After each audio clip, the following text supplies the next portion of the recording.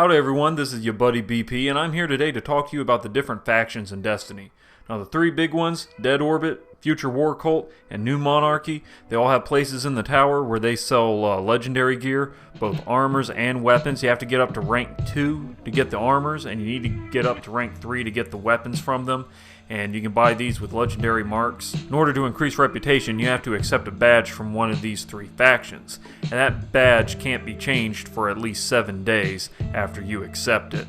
But whenever you have this badge on your character, whenever you gain reputation from doing PvE or PvP activities, you'll get a little bit of rep for that faction as well. And that includes the reputation you get from completing bounties.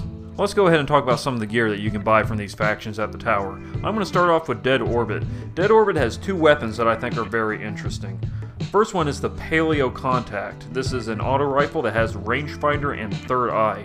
Auto rifles are starting to make a comeback in PvP, and if you're looking for an auto rifle that has a really nice build for PvP activities, then this one's pretty good. I'm not sure if you'll like this archetype one. It's kind of in the mid-range of rate of fire and ammo capacity, but if you don't mind using an auto rifle like this is a really good role for it.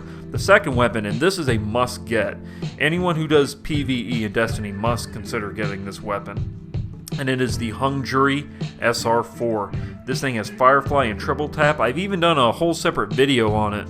But oh my goodness, this thing is just magnificent. The way it just clears out ads. The explosion will take out whole clusters of enemies, and it's just so satisfying to use. And the Triple Tap will help you keep the magazine full while you're clearing out these enemies. In PvP, it's not bad either. It's actually a pretty choice for PvP. I have a Suros DIS-43 though that I really like. It has really high range, really high stability, full auto.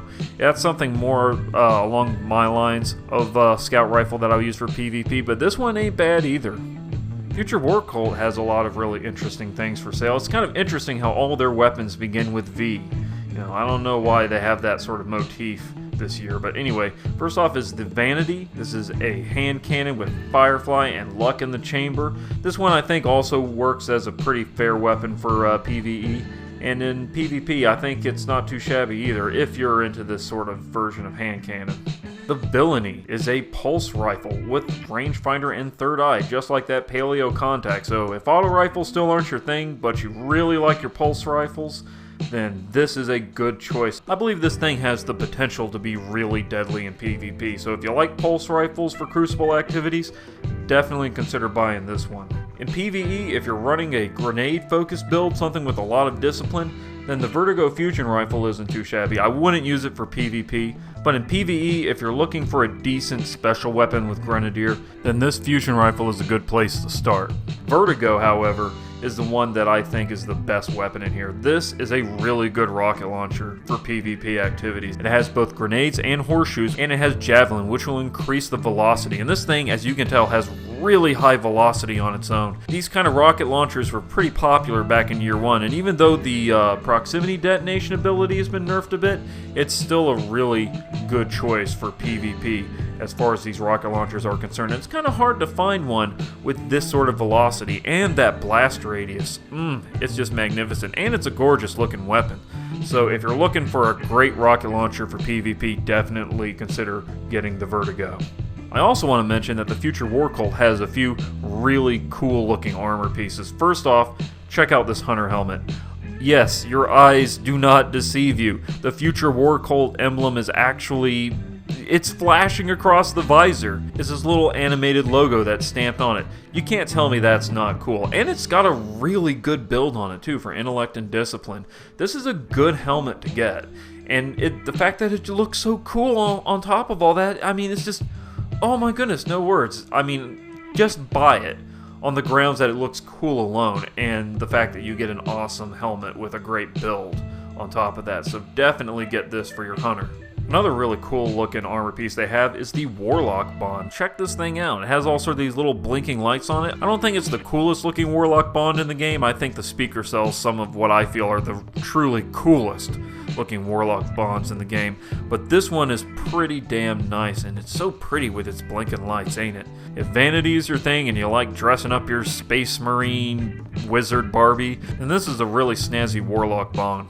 There are only a couple of weapons that New Monarchy has I want to mention, but they're both really good. First off, the Burden of Proof 11. This is probably the first vendor weapon I bought in year 2, and I'm still using it. If you're looking for a really nice full auto shotgun for PvE activities, this is a good one to get. It has full auto, it has underdog. Underdog is not something you're gonna notice too much when it happens, but it does proc and it does help a little bit. And it's not a bad roll. Impact is a little low, but outside of that, it's actually a really nice roll for a shotgun. And though I haven't tried it yet, this Objection 4 with counterbalance and persistence looks promising. I don't use machine guns too often, so I'm not really an expert on the subject, but if I was looking for one to buy, I think this would be the best one you can get at the tower at the moment. As far as Queen's Wrath is concerned, I'd say it's worth leveling up to rank 3 just so you can unlock the quest to get the Bullion Gemini. Bullion Gemini, of course, is an exotic scout rifle that you can only get from a quest from getting up to rank 3 with the Queen's Wrath. It's not my favorite scout rifle. I think it's a little boring, but it has a bit of a storied history in Destiny, and I say it's worth getting, at least if you're a collector. As far as Varix is concerned, I'd say you can get up to rank 1 and then you don't really have to rank up any more than that. The reason you should rank up to at least 1 with Varix is because he sells heavy ammo synths when you do get to rank 1, and he sells them for a really good price. 1 Ether Seed and 250 Glimmer. Compared to the Tower's Gunsmith, who has a $950 price tag on his heavy ammo synths, this is a steal. So if you're like going through lots and lots of heavy ammo in PvE, you gotta at least rank up Varix to level 1 in order to get these synths. As far as anything beyond that, if you really want those shaders and you really want those ships, go for it. Just know that right now in the Prison of Elders, you cannot get an Elder Cipher, so you can forget about getting any of the exotic weapons from that. Well, that just about does it for this video. What do you think about the gear we have in year 2 from the vendors? Do you think we got a really nice haul this time? Is there something I missed? Let me know in the comments section. Also, don't forget to spank that like button if you enjoyed the video. Your support means a lot to me. And as always, y'all be good to each other, and I will see you in the next video.